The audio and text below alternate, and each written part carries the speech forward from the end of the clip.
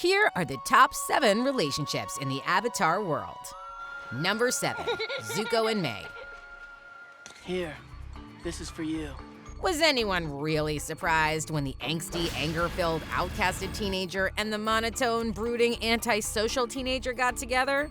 Gee, I wonder why. Now, beneath these descriptions, both Zuko and Mai actually have a lot more depth to their characters. I like it when you express yourself. Don't touch me! I'm still mad at you. The way they each learn to eventually do the right thing shows just how similar they really are. What are you doing? Saving the jerk who dumped me. And we learn that even as children, Zuko and Mai were drawn to each other. I mean, come on, is there a more perfect match than these two? Thanks. Okay, I know this is at the bottom of our list, which means there are actually 6 more perfect matches coming up, but still, this is a pretty perfect match. I know one thing I care about. I care about you. Number 6, Varric and Zhu Li.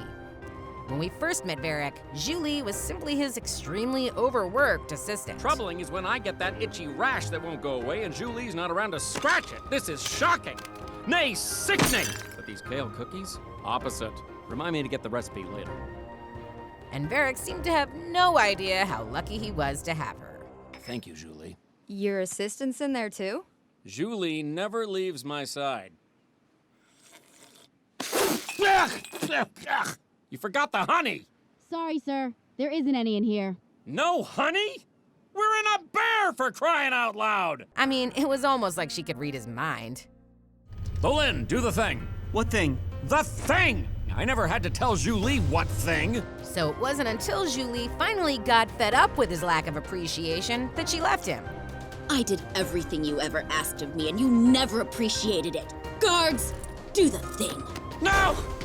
Not the thing! Leaving Varric to finally understand just how much he needed Zhu Li in his life. Zhu Li? But not just because she was a great assistant, but because he truly cared about her. And when they were finally reunited, he learned that she never stopped caring about him either. Please, let me go first. I know I said a lot of terrible things about you in front of Kuvira, but I need you to know, I didn't mean one word. When you were being taken away, I thought my only chance to save you was to join her.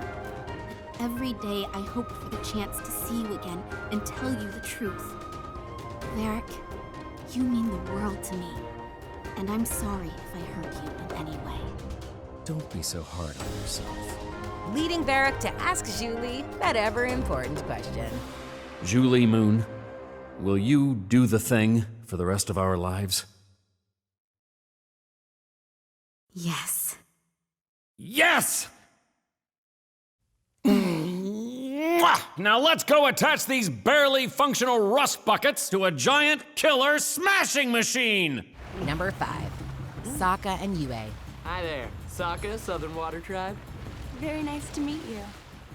As the first fully realized love story to play out in the Avatar world, the story of Sokka and Yue left us absolutely heartbroken.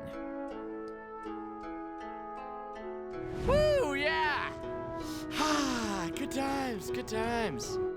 First, even though their feelings for each other were clear, we learned that Yue was actually engaged to probably the worst person in the Northern Water Tribe. Princess Yue's marrying you? Yeah. What of it? Nothing. Congratulations. And then, just when Sokka and Yue began to grow close, Goodbye, Sokka. I'll always be with you.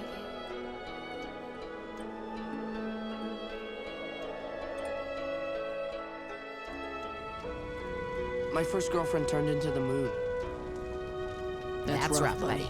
Number 4, Sokka and Suki. When Sokka first met Suki, he didn't exactly make a great first impression. Sorry, ladies, didn't mean to interrupt your dance lesson. I was just looking for somewhere to get a little workout. But once she helped to teach him a little humility, This may be a little tough, but try to block me. Good. Of course, I was going easy on you. Of course. Let's see if you can handle this! Oh! That does it!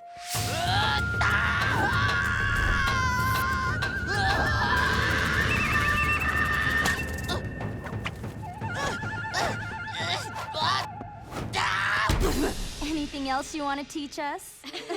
And he did a little growing up. I'm sorry. For what? I treated you like a girl when I should have treated you like a warrior. I am a warrior. But I'm a girl, too. The pair hit it off very quickly. The next time they met, it did take Sokka some time to warm back up to Suki, since he was still confused about his feelings for Yue. It's a beautiful moon. Yeah, it really is. Look, I know you're just trying to help, but I can take care of myself. I know you can. Then why are you acting so overprotective? It's so hard to lose someone you care about. Something happened at the North Pole and I couldn't protect someone. I don't want anything like that to ever happen again. I can't. But eventually, they proved how much they cared about each other by going to any lengths to protect one another. Where is Suki? How did that happen? Did Boomerang come back? No, Suki did. Number 3, Katara and Aang. From the start of the series, it was pretty obvious that Aang had a bit of a thing for Katara. Why are you smiling at me like that? I was smiling? Ugh. But this polar bear puppy love is nothing compared to the strong relationship the pair had by the end of Book 3. Through their travels, they each had their ups and downs. But the one thing that remained constant was that they had each other, whether it was to teach one another, Master Paku said this move is all about sinking and floating. I got it! pick each other up when they were down.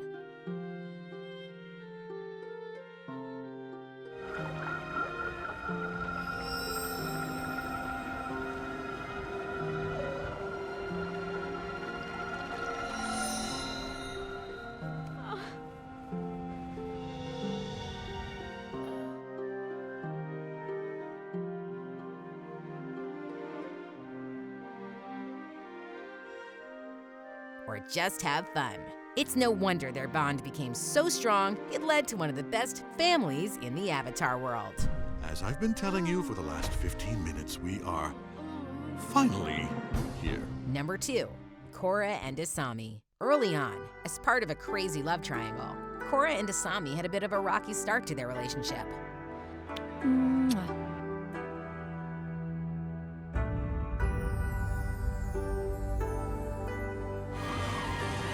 Eventually, however, Korra realized she had misjudged Asami, and the two quickly developed a strong friendship.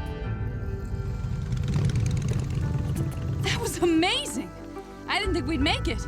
Well, you can't be afraid to mix it up sometimes. I gotta admit, I had you pegged wrong. I thought you were kinda prissy. No offense. But when Asami helped Korra through a difficult time in her life... Dear Asami, I'm sorry I haven't written to you sooner, but every time I've tried, I never knew what to say. The past 2 years have been the hardest of my life. Please don't tell Mako and Bolin I wrote to you and not them. I don't want to hurt their feelings, but it's easier to tell you about this stuff. I don't think they'd understand. They both began to realize that their bond was stronger than just friendship. I hope you haven't been waiting long. Only 3 years. It's so good to see you again. You too. They had spent their entire relationship working together through countless battles and hardships. So when there was finally peace and they finally had time to spend together, their history and strong friendship became the foundation of one of the strongest romantic relationships in the Avatar world. Honestly, after everything that's happened the past few months, I could use a vacation. Let's do it. Let's go on a vacation, just the two of us. Anywhere you want. Really? Okay. I've always wanted to see what the spirit world's like. Sounds perfect.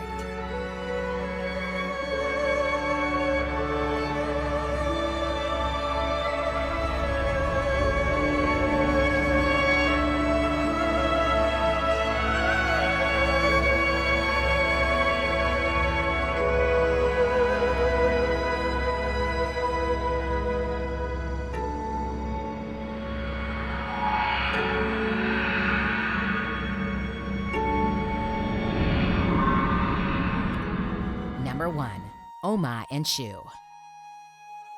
While they only appear in one episode of Avatar: The Last Airbender, The impact and strength of Oma and Shu's relationship is undeniable. The two lovers learned earthbending from the Badger Moles. They became the first earthbenders. Not only did their love drive them to do the impossible, but it brought an end to a terrible war. One day, the man didn't come. He died in the war between their two villages. Devastated, the woman unleashed a terrible display of her earthbending power. She could have destroyed them all. But instead, she declared the war over. It also sparked the origin of a great city. Both villages helped her build a new city where they would live together in peace. And shaped the very future of earthbending. But most importantly, it gave us this fan favorite song. Secret tunnel, through the mountains. Secret, secret, secret, secret tunnel.